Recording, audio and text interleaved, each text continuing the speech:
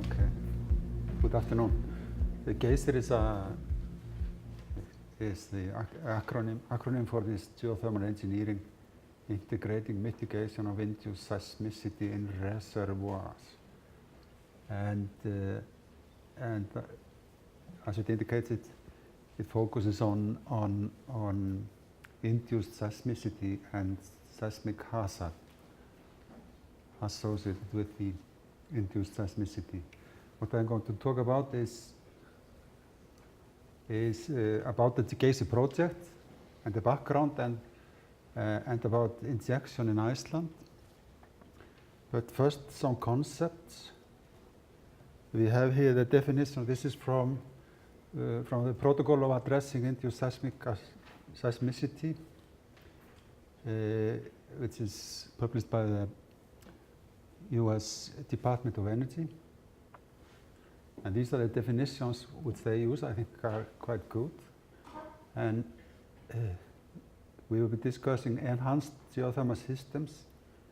And those are defined as activities undertaken to increase the permeability in a targeted subsurface volume via injecting and withdrawing fluids into and from the rock formations, just to extract geothermal energy for the rock. This is similar to what used to be called, what was it, hot dry rock, something like that. And then we have induced seismic event, which is a seismic event that is induced by man-made activities, such as fluid injection, reservoir impoundment, mining, and other activities. And then we have triggered seismic event. It's a seismic event that is the result of a failure along a pre-existing zone of weakness. It's a fault that is already critically stressed and is pushed to failure by a stress perturbation from natural or man-made activities. So actually a triggered seismic event is a subset of induced seismic events.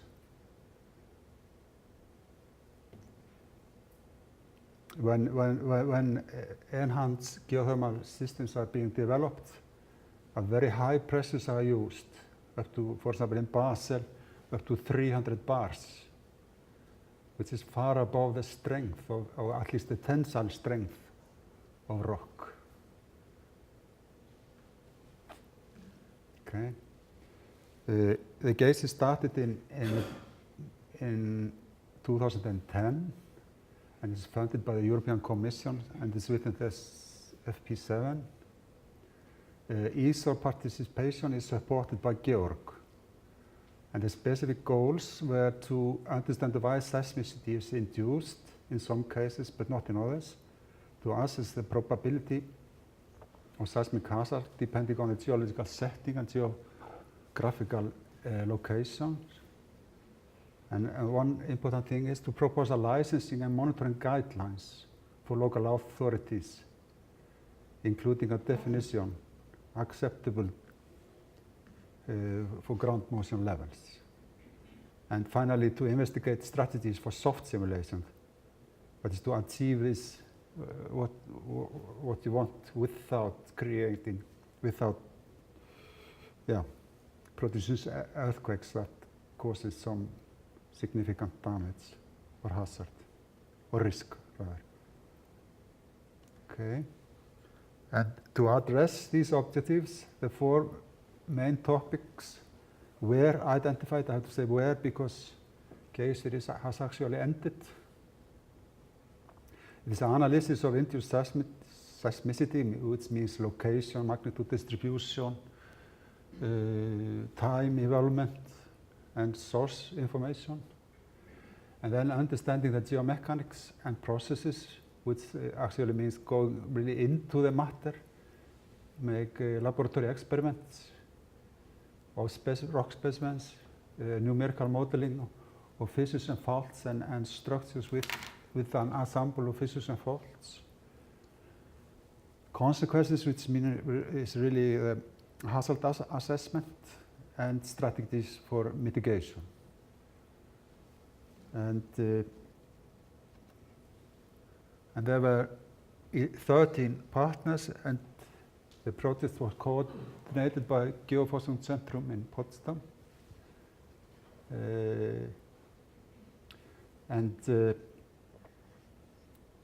It was broken into 7 work packages. Work packets 3, 4, 5, and 6 are basically the topics I mentioned before.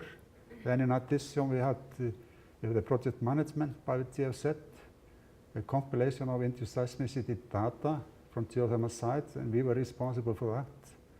And then we had the dissemination. If we look into this work package 2, then one task was the selection of sites for further analysis. These are the sites that were actually, there was some investigation carried on, from an originally about 3 times longer list. Then we had to install a metadatabase for induced seismicity and for literature of induced seismicity. And then if you look at the Icelandic interest, then it is in general to study seismicity in Icelandic geothermal systems. And if you look at what was in the goals of Geiser, it was to propose a licensing and monitoring guidelines for local authorities.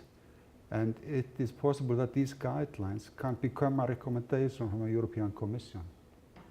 So it was quite important that our voice, or shall we say our special interests and circumstances were, shall we say, it was taken notice of our interests in that, yes. And at the time of the start of the Geiser, induced activity was not considered an issue here in Iceland, which has drastically changed. And then if we go to the background of Geiser, then European leaders agreed to have that 20% of overall energy needs would be from renewable sources, and geothermal energy would play an important role in the future energy mix. So it's attractive as a base load energy supply, but at the same time promising EGS geothermal projects were jeopardized by the problem of induced seismicity, especially in Sulsufjörður or at Basel. So the Geiser is a kind of response to these things. And the aim was to contribute to the improvement of the concept of enhanced geothermal systems by addressing the need to investigate the role of induced seismicity. And one thing is that the seismicity is also has a positive side, which is that it tells you something about the nature of the reservoir. The seismicity tell you in a way where the fluid pathways or at least pressure pathways, but at the same time it creates a potential seismic hazard. These are the location of the injection sites in Europe. The red circles are injections into crystalline basement, and the diamonds are injections into sedimentary rocks. There has been observed induced seismicity more or less in all the cases where injections are into crystalline basement. It has not been very serious except for Basel, Suls, and then we see here Landau, which is actually they put there in as a sedimentary. It is actually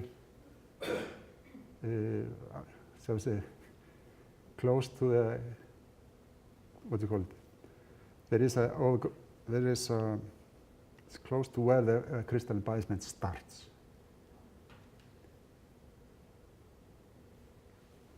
Below, as a background, you see the seismic hazard map of Europe with the high seismic hazards in Italy and in east of the Adria Ocean, so to say, Croatia, and in Iceland.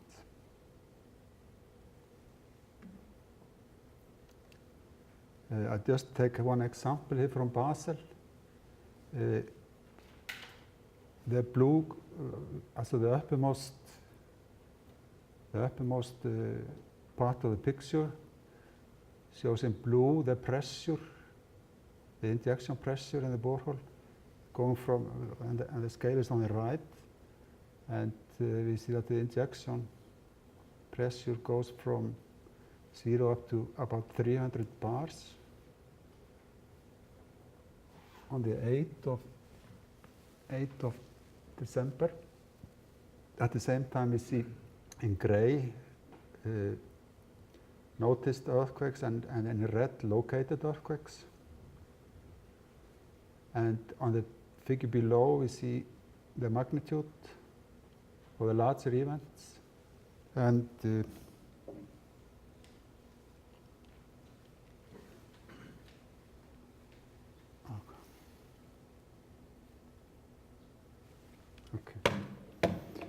but we see here that when this event occurred here, they decreased the injection rate,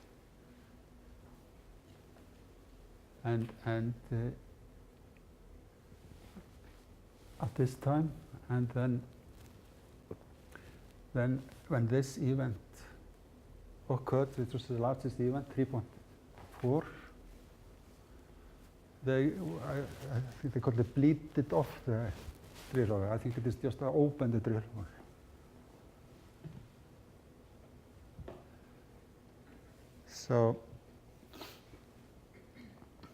So if you look at it this is for 2006, 2007, and 2008, and you see here that long time after this project had stopped, there were significant. There were large earthquakes the next 3 months.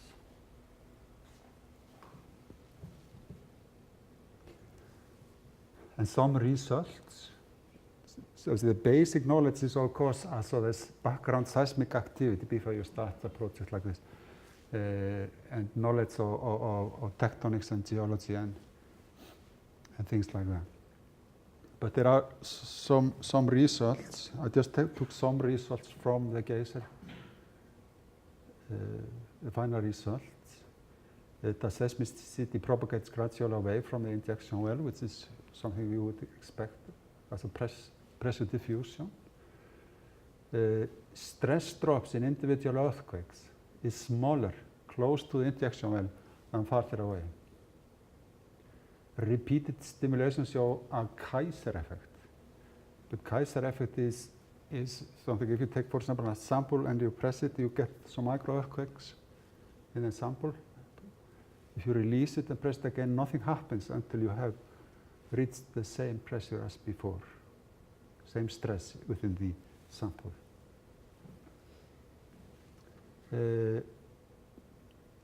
Injection rate and injected volume are very important. The effect of Coulomb stress changes increases proportionally as you move away from the injection well. The last two things that are related to temperature effects, and it seems to be that if you have a large structure, the temperature effect are not important. But if you have a blocky system, if you have a ground which is divided by fissures and fracture with different orientations, then local thermoelastic effects can be important. And it is more likely that you have have induced seismicity if there is a high potential seismic hazard.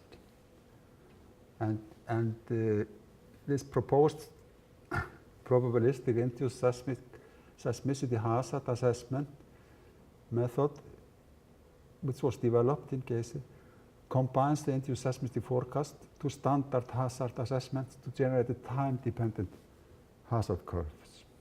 So it is in a way a mixture of deterministic and stochastic process. Now if you look at Iceland, there are some indications for seismicity associated with extraction of fluid or pressure decrease in a reservoir. Seismicity is associated with injection in many cases. And just added there that Geiser is participating in other work groups or projects which are addressing this problem, IPGT and GEA. These are the locations in Iceland where we have injections.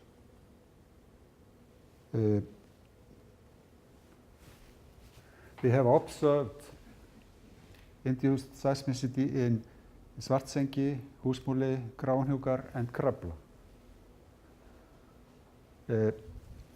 On Reykjanes and in Laugaland, no induced seismicity was or has been observed, although it was quite well monitored.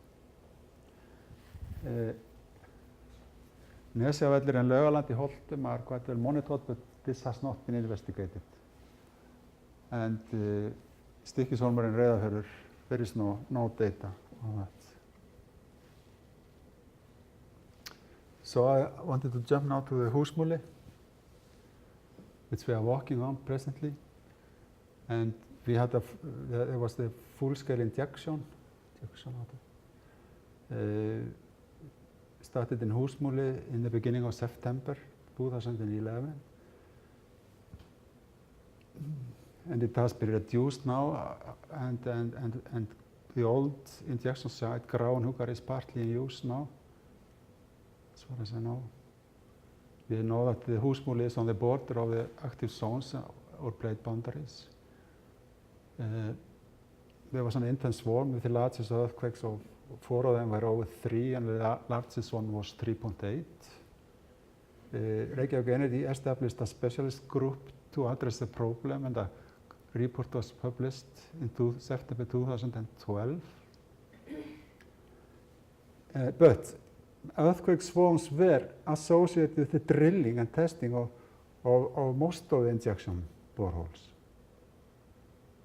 And when HN17, also the injection borehole number 17, was drilled, Geiser installed a temporary seismic network, and there were other temporary networks in operation at this time, plus data from the SIL system was available.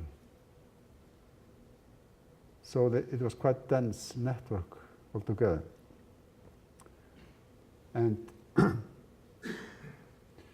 in 1993 to 98, there was an intense swarm in the Hengill area. And during that time, Húsmúli was also active. The episode ended with 2 large earthquakes, and similar episodes occurred in 1910 and 1950. So it seemed to be some kind of recurrence period around 40 years. On this plot we see Gráunhnjúkar and the seismic swarm here associated with that. We have the power station and the injection site in Húsmúli, and the seismic swarms in Húsmúli, which is partly from the injection, or half of it is from the injection, after the injection started. And if we look here at the seismic activity from 1995 until 2013, So this is the later part of this seismic swarm, which ended here somewhere. And then the drilling started approximately here. And we see, and so some of these swarms, we have here magnitude and time, of course.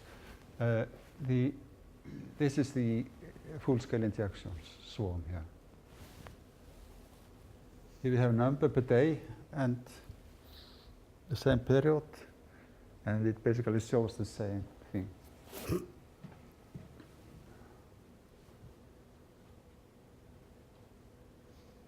Now here we have the power station, and these are the injection wells, and this is the HN17 here, and here we have HN12 and HN16, which was injection into them while HN17 was being drilled. And if you look at this similar picture as before, but shorter time scale, the green things are periods when there was drilling. So we see that most of the swarms are associated with drillings. And here we have the full-scale injection, and what is interesting to see is how that already in 2013, the activity has decreased significantly, but that may partly be due to the fact that some of the injection is in Gráinúkar.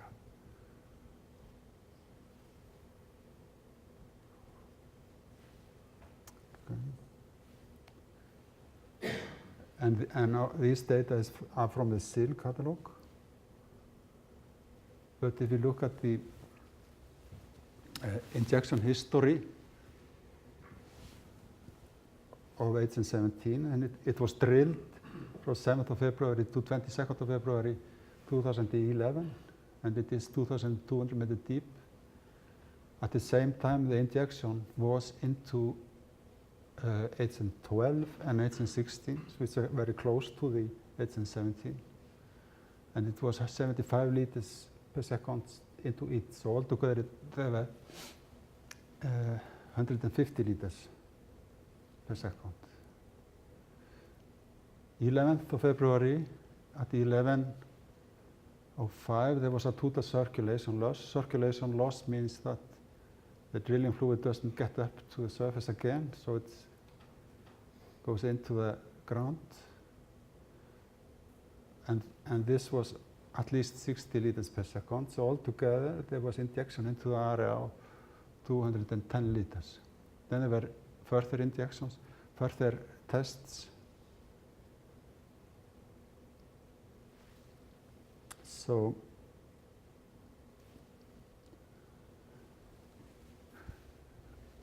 this figure is from the report I mentioned before, and we have here the time and magnitude, and these are the events from the meteorological office. And we see here that when the circulation loss occurs, there's this large swarm, and similarly as they say, as when the bottom feeders are cut. The blue line is the cumulative number of earthquakes. Altogether, there were 270 events recorded by the SIL network.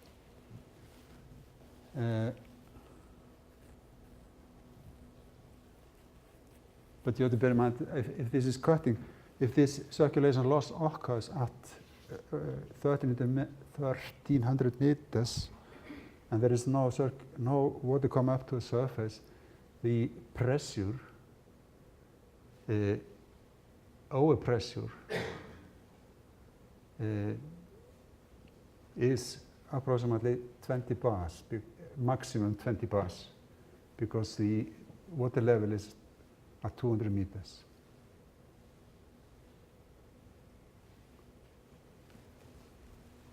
So it's a maximum number.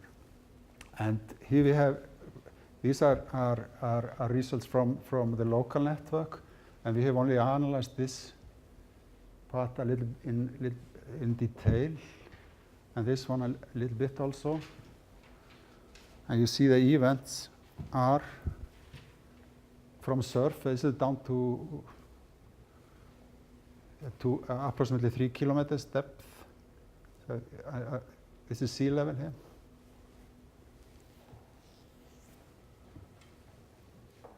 And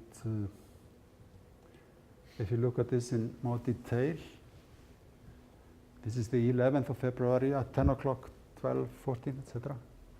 And here is the circulation loss at this depth. Then we see half an hour later we have the earthquake swarm starts and more or less, and they are occurring almost from the surface and down to 2 kilometers depth. And gradually they deepen and seem to level out here. And we can see that we can split this into 3 groups really.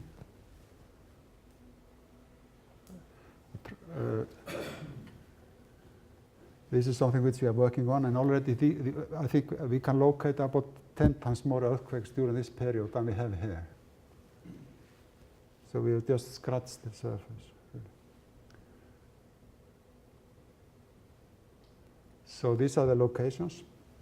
So this is the whole swarm, and this is the location of where the drill was when the circulation loss occurred. And we see that the first half hour they're quite spread, the events, and then from 12:25 to 16 they are in this place, and then they jump to this area.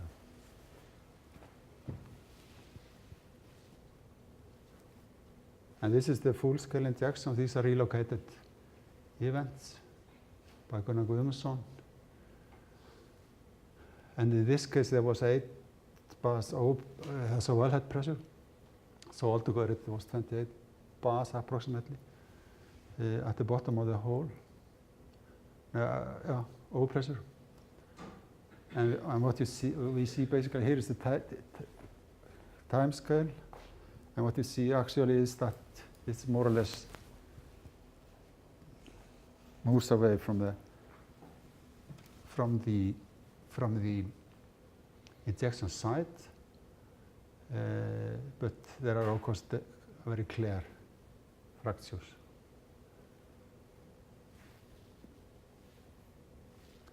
And finally, this is also from a report I mentioned. What you see here is that we see the injection rate as a blue line there,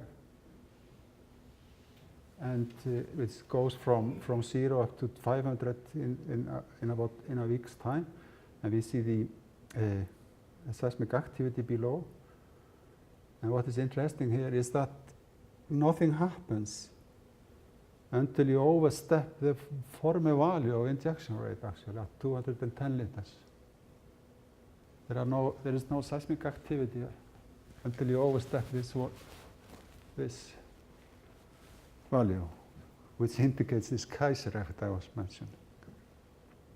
And secondly, we see that the largest earthquakes here occurring at this time occur at the time when we have a large fluctuation in the injection rate.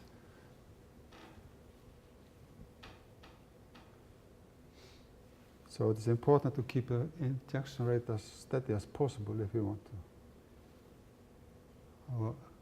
possibly avoid earthquakes. And finally, we see wellhead pressure is well below is low, and the earthquakes are triggered. They are definitely triggered. They are not, or possibly caused by some thermoelastic processes. In high temperature areas which are located in volcanic centers, the events are small and indicate a weak crust. We see that in Krafla, for example, where we have some induced events, but they are very small. And areas in and around the seasons or the plate boundaries are able to produce large events. But the activity decreases rapidly with continued injection, as in Húsmúli. Okay, thank you.